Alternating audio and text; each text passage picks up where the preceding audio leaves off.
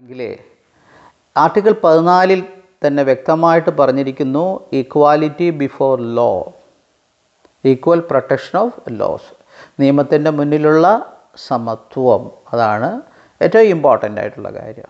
പിന്നെ അതുപോലെ തന്നെ റിലീജിയൻ്റെ അടിസ്ഥാനത്തിലോ അല്ലെങ്കിൽ നമ്മുടെ സ്കിന്നിൻ്റെ കളറിൻ്റെ അടിസ്ഥാനത്തിലോ അല്ലെങ്കിൽ ലിംഗത്തിൻ്റെ അടിസ്ഥാനത്തിലോ താമസിച്ച സ്ഥലത്തിൻ്റെ അടിസ്ഥാനത്തിലോ ഒരാളെ ഒന്നിൽ നിന്ന് മാറ്റി നിർത്താൻ പറ്റില്ല.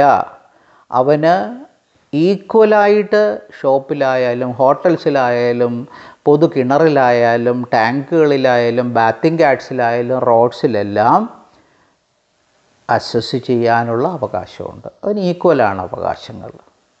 അതുപോലെ equal opportunity in public employment article 16 പ്രത്യേകം പറഞ്ഞിട്ടുണ്ട്. പബ്ലിക് എംപ്ലോയ്മെൻറ്റിന് ഈക്വൽ ഓപ്പർച്യൂണിറ്റിയാണുള്ളത്.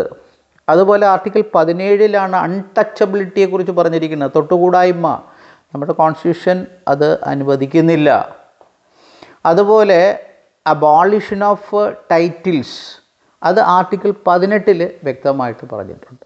അങ്ങനെ റൈറ്റ് ടു ഈക്വാലിറ്റിയാണ് 14 മുതൽ 18 വരെയുള്ള ആർട്ടിക്കിളിൽ എടുത്തു പറഞ്ഞിരിക്കുന്നത്. അത് നമ്മളെപ്പോഴും നോട്ട് ചെയ്യണം, പഠിക്കണം. അതുപോലെ നമ്മുടെ സ്വാതന്ത്ര്യത്തിൻ്റെ അവകാശം, അത് ആർട്ടിക്കിൾ 19 മുതൽ 22 വരെയാണ് അത് പ്രതിപാദിച്ചിരിക്കുന്നത്. റൈറ്റ് ടു ഫ്രീഡം എന്നാണ് നമ്മൾ പറയുന്നത്. അതായത് protection of right to freedom of speech and expression.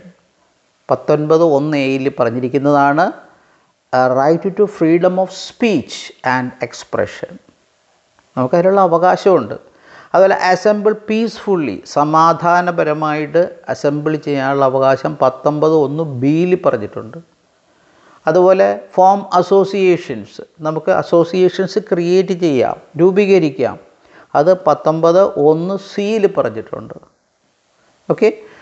Reside and settle any part of India, ഇന്ത്യയുടെ ഏത് ഭാഗത്ത് വേണമെങ്കിലും നമുക്ക് പോയി താമസിക്കാം, 19(1)(d) പറഞ്ഞിട്ടുണ്ട്. ഓക്കെ. പിന്നെ practice any profession or to carry on any occupation, trade or business, ഏത് ബിസിനസ്സോ ഏത് ജോലിയോ എന്തായാലും ശരി, അതെല്ലാം ചെയ്യാനുള്ള അവകാശം നമുക്കുണ്ട്. അത് 19(1)(g) ക്ലിയറായിട്ട് പറഞ്ഞിട്ടുണ്ട്.